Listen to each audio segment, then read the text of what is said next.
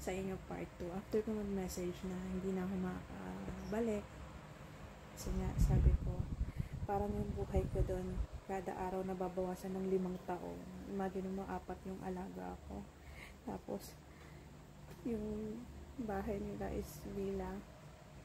14 yung kwarto. Tapos, ilan yung toilet. Sabi ko,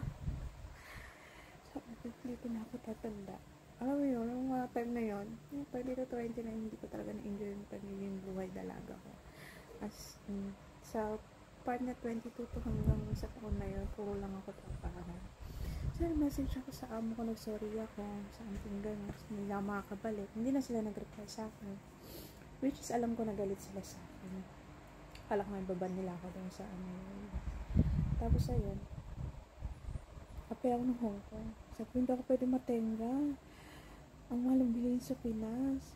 Sabi ko, parang hindi ko kayang hindi ko kaya magtagal dito na walang pera. Parang nagmumukha akong kawawa. Alam mo kung wala akong pera, lalo na pag mga 1,000 na lang pera ko dito. Awang-awa na ako sa sarili ko.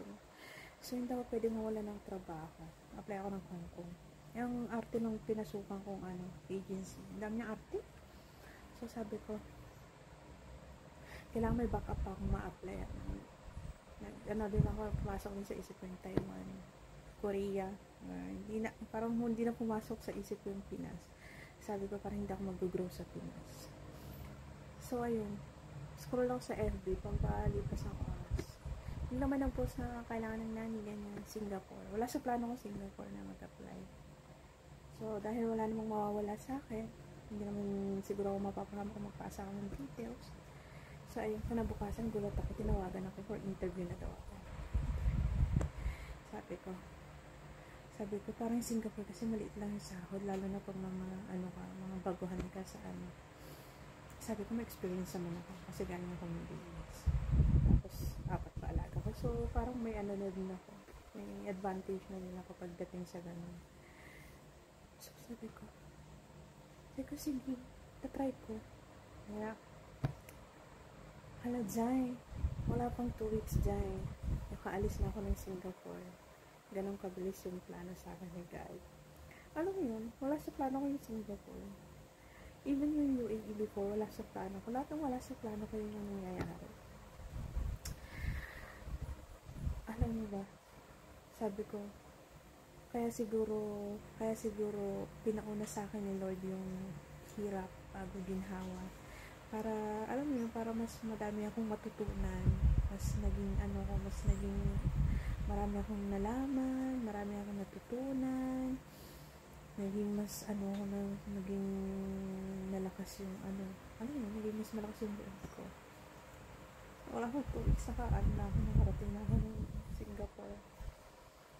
Just yung pinagpapasalamat ko lagi kay Lord kasi napunta ako sa mga amo na tinuring talaga akong, tinuring akong pamilya. Hindi ako yung tipo na parang na pagkatulong ka talaga. Ganun yung ganun yung buong naramdaman ko nung nasa Middle East ako. Parang kahit hindi sabihin sa'yo ng amo mo, alam mo kung saan mo ilulugar yung sarili mo na pagkatulong ka lang. Yung, parang, maliit na yung tingin mo sa sarili mo, lalo ka pang maniliit. Which is, hindi yung ganun yung naranasan ko sa mga amo ko sa Singapore. Tinuring nila talaga akong pamilya. Alam mo yung tao sa akin, mga alaga ko, tita, gano'n na, which is, pinapapasalamat ko lagi kay Lord na napaka-grateful ko. Kasi, bago ako mapunta bago ako napunta sa ganitong tao, sa ganitong trabaho, is dumaan talaga ako sa sobrang struggle na halos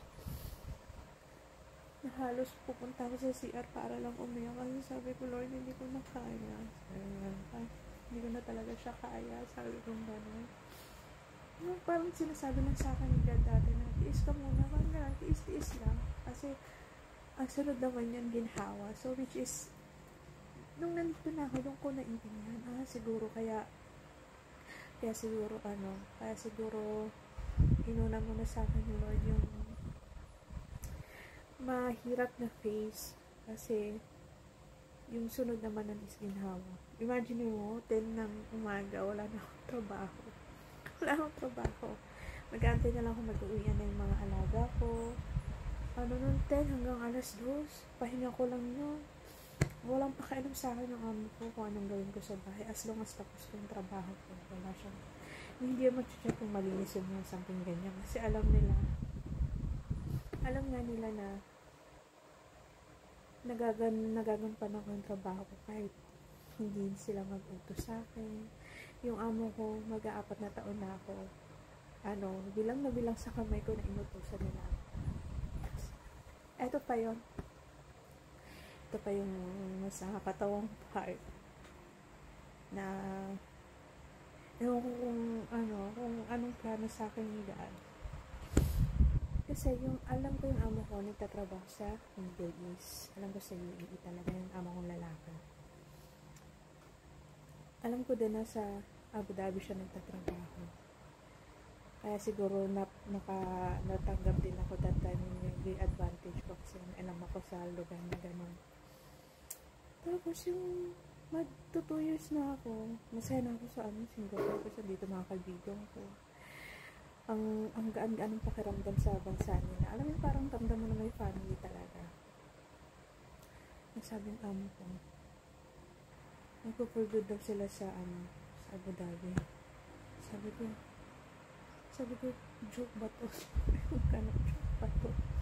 Sabi ko, kakagaling ko lang doon. Sabi ko, Lord, kung may country man na gusto kong iwasan o hindi ko pinangarap ulit na pupuntahan is yung ha? Okay. Sabi ko, ang lugar na hindi ko na ulitin puntahan is yung UAE. Nasolong sa akin sa amo ko, pwede ko nang sumama sa amin. Naiiyak na ako kasi gusto ko nila isama. Sabi ko, holy me ako.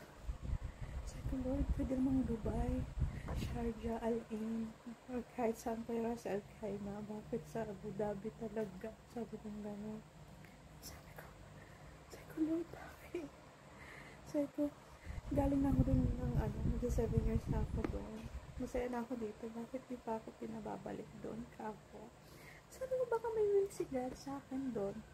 Kaya pinababalik niya ako.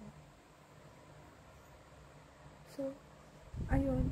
Magpo 4 years na ako sa amo ko. 4 years na ako sa amo ko. Okay naman. Ang dami pa rin mga nangyari sa buhay-buhay ko na hindi na siya related sa trabaho ko. Parang life goes on and on. So, ayun. Sa part 3, magkikwento ko ng mga ibang, kwento lang about sa life ko. Na ako pagkwentuhan. Ay, mga kaik-ikan na whatsoever. Kasi, why not? YouTube ko naman yun. I mean, sa akin naman yun. So, pwede ako mag-post ng anything doon. So, ayun, part 3. About sa mga past life. Paano mamuhay ang isang mahirap. Sige. Putulin ko man na ito kasi magpa-part 3 na.